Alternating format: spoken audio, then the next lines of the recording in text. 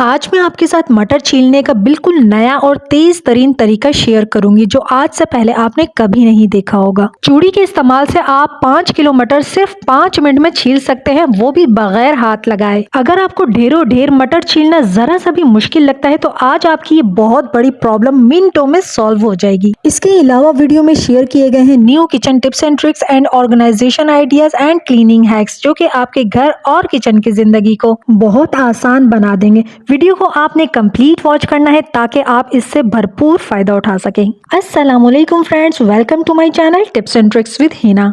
आज की पहली किचन टिप की जानिब बढ़ते हैं जो कि मनी सेविंग है, टाइम सेविंग है।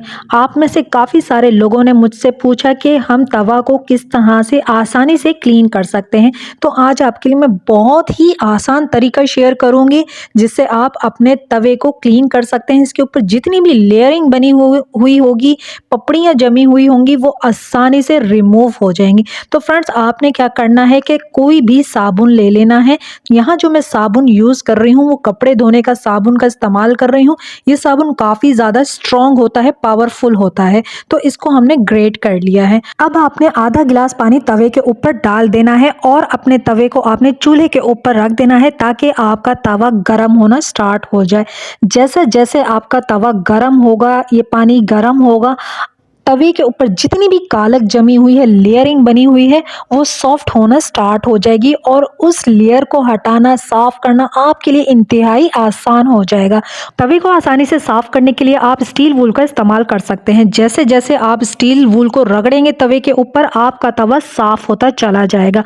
और अगर आपको स्टील वूल गर्म लगता है, क्योंकि जाहिर है कि चूल्हा जल रहा है, तवा भी गर्म है, तो स्टील वूल भी अगर गर्म हो जाता है तो आप उसको चिमटे या फिर किसी चीज़ से भी पकड़ लीजिए और इस तरह से रब करते जाएं। आपके लिए मजीद आसान कर देती हूँ, आप इस तरह के टुकड़े से भी तवे की घिसाई कर सकते हैं। टूटे हुए गमले का पीस भी ले सकते हैं आप, या फिर ईंट के टुकड़ा भी इस्तेमाल कर सकते हैं। नीचे से टुकड़ा घिसा हुआ होना चाहिए, फ्लैट होना चाहिए। इससे आप तवे को घिस लीजिए, आपके हाथ भी नहीं जलेंगे और आपका तवा और ज़्यादा जल्दी और आसानी से साफ हो जाएगा। तो यहाँ मैं वॉश करने के बाद आपको फाइनल रिजल्ट दिखा रही हूँ। आप देख सकते हैं हमारा तवा बिल्कुल साफ हो गया है, कोई लेयरिंग नहीं जमी हुई है, ना कोई पपड़ी जमी हुई है, बिल्कुल साफ हो गया है। तो बहुत ही आसान तरीका है तवे को साफ करने का। अब यहाँ पर आपने एक और इम्पॉर्टेंट काम करना है कि जब हम तवे या किसी भी लोहे की चीज़ को साफ करते हैं ना, तो उसके ऊपर फ़ौरन से जंग आना स्टार्ट हो जाता है। आप इसको चाहे कितना ही वॉश कर लें, इसके ऊपर जैसे ही ये ड्राई होगा, इसके ऊपर फ़ौरन से ज़ंग आ जाएगा। तो जब आप रोटियां पकाएंगे तो आपकी रोटियां भी ख़राब होंगी। तो आपने क्या करना है, इसको ग्रीस कर लेना है। कोई भी ऑयल, चाहे कुकिंग ऑयल ले लें या सरसों का तेल ले लें, थोड़ा सा आपने डालना है और पूरे तवे को आपने ग्रीस कर लेना है। चाहे आपकी लोहे की कढ़ाई है, लोहे का तवा है, कोई भी आपका लोहे का बर्तन है ना, उसको आपने ग्रीस करके ज़रूर रखना होता है। और आप देख सकते हैं कितनी ज़्यादा इसके ऊपर से ज़ंग निकला है। अब आपका तवा इस्तेमाल के लिए रेडी है। हमारी अगली टिप देख लेते हैं। इस तरह के कैचर्स तो हम सभी के पास होते हैं। कैचर का एक बिल्कुल नया और यूनिक इस्तेमाल आज आपके साथ शेयर करूंगी। तो फ्रेंड्स, आपने टॉवल ले लेना है। टॉवल आपके किचन का हो चाहे बाथरूम का टॉवल हो, टॉवल को आपने ऊपर से इस तरह से जमा कर लीजिए और उसके ऊपर आपने कैचर लगा देना है। अगर आपके घर में टॉवल हैंग करने का स्टैंड नहीं है तो आप इस तरीके को ट्राई कर सकते हैं। कैचर के पीछे बड़ा सा डबल टेप लगाकर दीवार पर या फिर टाइल्स पर अच्छी तरह से चिपका दीजिए, तो ये आपका स्टैंड बन जाएगा। अगर आपके घर में छोटे बच्चे हैं, आपको लगता है कि बच्चे टॉवल खींचेंगे और टॉवल गिर जाएगा, तो आप इस तरह की कील के ऊपर कैचर को फंसा दीजिए। तो इस तरह से अच्छे से इसकी ग्रिप बन जाएगी और टॉवल आपका गिरेगा नहीं। तो देखिए यहाँ पर जो है ना, मैं आपको खींच कर भी दिखा रही हूँ, कील से ना कैचर निकलेगा और ना ही ये आपका टॉवल नीचे गिरेगा। तो इस तरह से आप आसानी से अपने कैचर के इस्तेमाल से टॉवल का स्टैंड बना सकते हैं। जब हम टॉवल को स्टैंड पर हैंग करते हैं तो हाथ साफ करने पर टॉवल बार बार नीचे गिर जाता है। तो इस तरीके से आपका ये टॉवल बिल्कुल फिक्स रहेगा। अगर आपके पास भी इस तरह के छोटे पर्स मौजूद हैं या आपका कोई पुराना क्लच मौजूद है जिसे आप यूज़ नहीं करते हैं, तो आज इनका बहुत ही ज़बरदस्त इस्तेमाल आपके आपके साथ शेयर करने लगी हूँ, जो कि आपकी एक बहुत बड़ी प्रॉब्लम को हल कर देगा। फ्रेंड्स, अगर पर्स के पीछे डोरी है तो आपने इसकी एक नॉट लगा देनी है इस तरह से छोटी सी। अगर डोरी नहीं है तो आप क्या कर सकते हैं ये भी मैं आगे आपको बताऊंगी। एक एडहेसिव हुक लिया है और बोर्ड के पास हमने हुक को चिपका लिया है। पर्स को हम इस हुक के ऊपर हैंग कर देंगे। अगर पर्स के पीछे डोरी नहीं है तो आप पर्स के पीछे डबल टेप का इस्तेमाल करके भी बोर्ड के पास पेस्ट कर सकते हैं। बहुत अच्छी इसकी ग्रिप होती है। तो देखिए, इसके अंदर हम अपना मोबाइल को रखकर चार्ज कर सकते हैं। अगर आपके बोर्ड के पास कोई ऑर्गेनाइज़र नहीं है मोबाइल रखने का, तो आप इस तरह से छोटे पर्स को यूज़ कर सकते हैं मोबाइल चार्ज करने के लिए, या फिर मोबाइल होल्डर के तौर पर इस तरह से हैंग करके भी इस्तेमाल किया जा सकता है। हमारा नेक्स्ट आइडिया देख लेते हैं। पुराने कपड़ों को हम इस्तेमाल करके अपने काम को किस तरह से बहुत ही आसान बना सकते हैं। तो यहाँ पर मैंने एक ट्राउज़र लिया है, छोटे साइज़ का ट्राउज़र लेना है हमने, और जो इसका इलास्टिक वाला एरिया है ना, ये ऊपर का, इसको हमने कट करके अलग कर लेना है और इसी एरिया का हमने इस्तेमाल करना है। तो देखिए, यहाँ पर इस पीस को हमने कट करके निकाल लिया है। उल्टा कर लेंगे। उल्टा करने के बाद जो है ना, अगर आपके पास सिलाई मशीन है तो आप इसको सिलाई करके नीचे से बंद कर दीजिए। मैंने यहाँ पर सुई का इस्तेमाल किया है, सिर्फ 1 मिनट लगेगा और रनिंग स्टिचिंग के ज़रिए हमने नीचे से इसको बंद कर दिया है। ये अब एक थैले की तरह बन गया है। ऊपर जो नेफा बना हुआ था उसमें से मैंने लास्टिक को खींचकर थोड़ा सा लास्टिक को छोटा कर दिया है, तंग कर दिया है यानी कि, और वापस लास्टिक को हमने नेफे के अंदर डाल देंगे ताकि ये नज़र ना आए। अब हम इसका किस तरह से इस्तेमाल करेंगे ये देख लेते हैं। फ्रेंड्स, हमारे घर में ऐसी काफ़ी सारी चीज़ें होती हैं, कुछ इलेक्ट्रॉनिक्स की होती हैं या दूसरी चीज़ें होती हैं, खुले रहने की वजह से इनके ऊपर काफ़ी ज़्यादा डस्ट आ जाती है और इनके जो पार्ट्स होते हैं, होल्स होते हैं, उनके अंदर डस्ट जाने की वजह से ये ख़राब हो जाते हैं। तो यहाँ पर मैंने ये कवर बनाया है आयरन को कवर करने के लिए, क्योंकि आयरन के ऊपर बहुत ज़्यादा डस्ट जम जाती है, रखी रहती है, और मेरी आयरन का इस्तेमाल भी बहुत ज़्यादा कम होता है। तो इस तरह से हमने एक बहुत ही आसान सा कवर बना दिया है जिससे कि हमारी आयरन बिल्कुल साफ़ रहेगी। हमारा अगला हैक बहुत ज़्यादा यूज़फुल है। फ्रेंड्स, जैसा कि आपको पता है कि काफ़ी ज़्यादा सर्दी दिन ब दिन बढ़ती ही जा रही है। हमारे जो तकिए होते हैं ना, रात को जब हम लेटते हैं ना, तो ये बहुत ज़्यादा ठंडे लगते हैं क्योंकि इनका कवर कॉटन का होता है। तो आपने क्या करना है, अगर आपके पास पुराने स्वेटर्स मौजूद हैं या फिर गर्म शर्ट्स मौजूद हैं, उनको आप कवर के तौर पर यूज़ कर सकते हैं। यहाँ बहुत ही आसान तरीका मैं आपके साथ शेयर करूँगी, ना आपको काटना पड़ेगा कवर बनाने के लिए, ना ही सिलाई करनी पड़ेगी।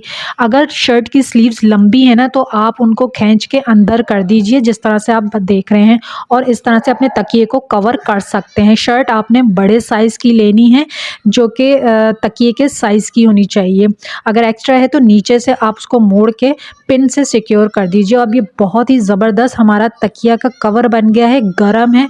जिन लोगों को बहुत ज़्यादा सर्दी लगती है या फिर बच्चों को अगर बहुत ज़्यादा सर्दी लगती है, या आपके घर में बुज़ुर्ग मौजूद हैं, उनको काफ़ी ज़्यादा सर्दी फील होती है ना, तो आप ठंडे तकिए पर लिटाने के बजाय इस तरह से अगर आप किसी भी चादर से कवर कर सकते हैं, गर्म स्टॉलर से कवर कर सकते हैं, या फिर स्वेटर से कवर करके तकिया जब आप उनको देंगे ना, तो उनको बहुत अच्छी नींद आएगी, तकिए ठंडे नहीं लगेंगे और बहुत ज़्यादा सुकून मिलेगा।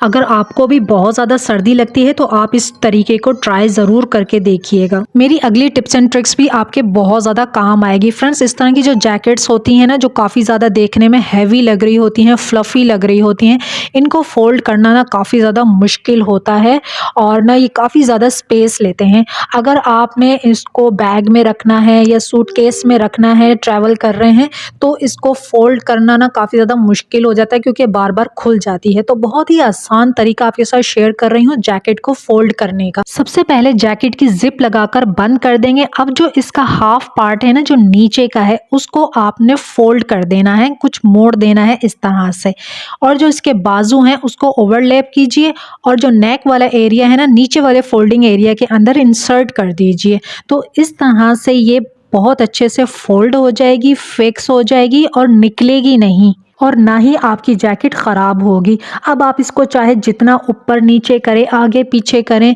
ये बिल्कुल भी नहीं खुलने वाली है और ये स्पेस बहुत ज़्यादा कम लेगी। अब पूरी जैकेट जब आप उसको ऐसे फोल्ड कर देते हैं ना रैंडमली, जिस तरह से हम बाकी कपड़ों को फोल्ड करते हैं, तो वो जैकेट बार बार खुल जाती है फ्लफ़ी होने की वजह से। इसको आप कहीं भी रख सकते हैं, ट्रैवल कर रहे हैं तो सूटकेस में भी ईज़िली रख सकते हैं, बहुत कम स्पेस में आ जाएगी।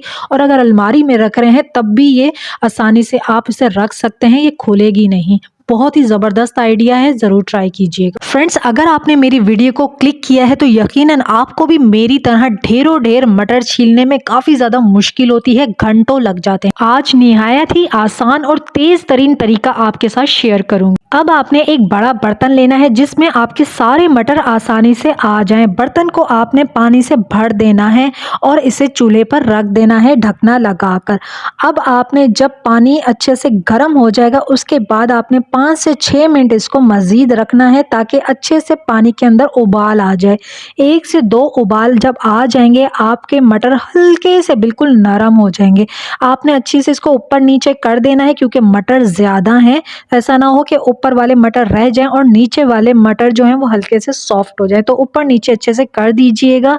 इसके बाद आपने चेक करना है। चेक करने का तरीका ये है कि आपका सिर्फ जो छिलका है ना वो हल्का सा सॉफ्ट हो जाएगा, यानी जब आप प्रेस करके इस तरह से मटर निकालेंगे तो आसानी से मटर आपके निकल जाएंगे। मटर भी आपको चेक करा देती हूँ, जब मटर इस तरह से दबाएंगे तो ये दबेंगे नहीं, यानी मटर हमने कच्चे ही रखने हैं, सिर्फ छिलका नरम होना चाहिए। अब आपने एक चूड़ी लेनी है। चूड़ी आपने मेटल की इस्तेमाल करनी है, कांच की चूड़ी आपने इस्तेमाल नहीं करनी है, या फिर मेरी तरह आप कड़े का भी इस्तेमाल कर सकते हैं। मटर के ऊपर कड़ा रखकर खींच लीजिए, सारे दाने निकल जाएंगे। क्योंकि मटर का छिलका सॉफ्ट हो गया है तो हल्का सा प्रेस करने से भी सारे दाने आराम से निकल जाएंगे। तो इसी तरह से 2-2 3-3 मटर इकट्ठे उठाएं और प्रेस करके सारे दाने निकाल लीजिए। निहायत ही आसान तरीका है ढेरों ढेर मटर छीलने का। आप देख सकते हैं कितनी आसानी से और तेजी से मटर के दाने निकल रहे हैं।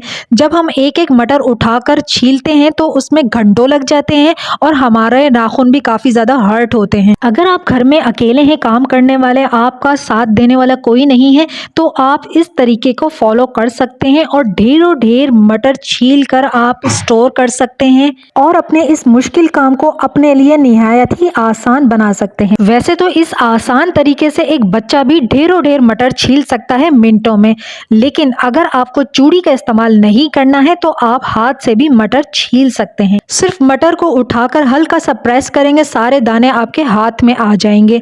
क्योंकि मटर का छिलका सॉफ्ट हो गया है, मटर के दाने स्लिप होकर निकल जाएंगे और इस तरीके से आप इकट्ठे 3-4 मटर उठाकर भी उनके दाने निकाल सकते हैं।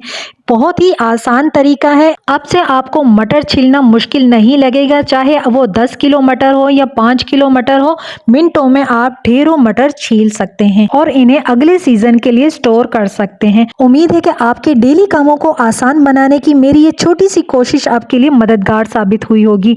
Thanks for watching. Allah Hafiz.